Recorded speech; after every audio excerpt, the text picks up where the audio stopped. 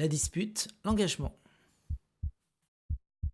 Ça faisait 10 ans qu'on était ensemble. Quand on a eu une énorme dispute, on avait décidé qu'on allait se marier. On avait passé une journée dans l'église du 9e avec tous les autres couples hyper coincés du cul qui parlaient de leur bague, de combien d'invités. Ça nous met un coup sur le carafon. Et après, on avait rendez-vous avec le prêtre.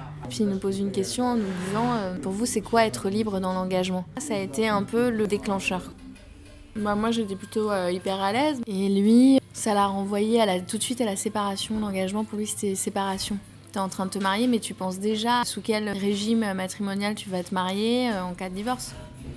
Le jour de mon anniversaire, j'ai senti que Guillaume n'était pas dans son assiette. Il m'a avoué qu'il doutait et du coup que ça remettait en question le choix de se marier. Quand t'as vécu pendant 10 ans avec quelqu'un, tu te souviens plus trop de ce que c'est que d'être seul en fait. On est sortis ensemble quand on avait 15 ans et après on s'est retrouvés quand on avait 22 ans. Je pense que moi j'avais envie de m'engager et Guillaume en fait il avait en vrai envie de s'éclater. On n'arrivait pas à se quitter. Je proposais des trucs tout le temps, sauf que en fait en vrai d'être une ultra compréhensive au final ça m'a pas non plus aidée parce que je pense que lui du coup il se sentait encore plus une merde. À la fin, j'ai compris qu'on n'avait pas le même projet de vie. À partir de ce moment-là, on s'est séparés. Et ça a été à la fois hyper dur et en même temps une libération. Avoir mon appart, prendre mes propres décisions, me retrouver dans la séduction. Et ensuite, il revient vers moi et il me dit que si, il a envie, etc. Mais moi, je le sens pas trop. Et donc, on se revoit un peu plus. Mais ça fonctionne pas en fait parce qu'on n'a toujours pas de projet commun. Et là, il y a eu séparation. Mais on se dit tout ça en pleurant, en disant qu'on s'aime comme des dingues. Enfin, le drama quoi. Ça a duré un an et demi. Et là, il me rappelle un jour, je sens une autre personne.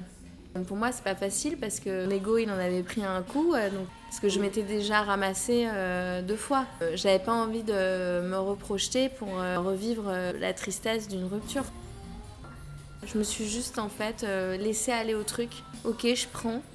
Ça a pris du temps parce que en vrai, ça m'a demandé pas mal de courage de le refaire venir dans ma vie. Parce que quand tu dis que tu te maries, en fait, c'est con, mais tout le monde s'implique dans ton histoire, donc, et les parents les premiers. J'avais pas non plus 100% confiance au début. Puis même parce que mes parents, je savais qu'ils m'avaient vu vachement souffrir. Que ce soit mes parents ou mes amis, ils me renvoyaient du doute. Guillaume, au bout d'un certain moment, est venu s'installer à l'appart. On a commencé à chercher un appart à acheter. Donc aujourd'hui, clairement, on s'engueule plus. Je pense que moi, maintenant, je dis vachement plus les trucs. On peut s'engueuler, je sais pas, toutes les 3 semaines, mais je te dis ça, mais Guillaume, il te dira que c'est pas une engueulade pour lui. On est en phase sur 90% des sujets.